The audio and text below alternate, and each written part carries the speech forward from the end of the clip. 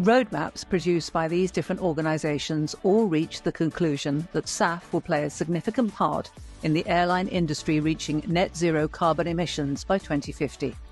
Demand from airlines is strong. Airlines have used SAF to fuel over 500,000 flights. Offtake agreements are in place, and a rapidly growing number have adopted challenging SAF commitments for 2030.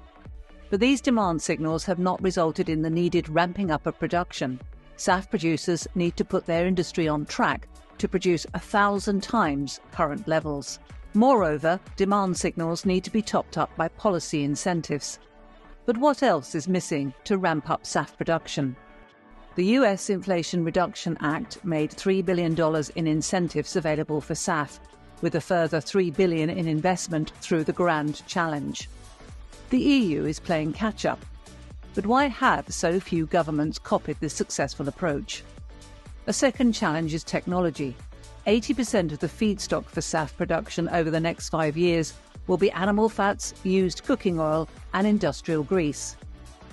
Investment in and certification of new technologies to take advantage of the many pathways to SAF is essential.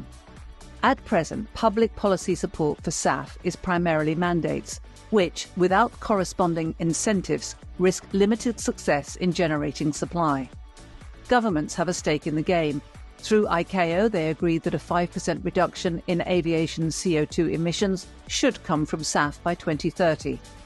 The question now is, what policy measures, investments, and action will really help to achieve these goals?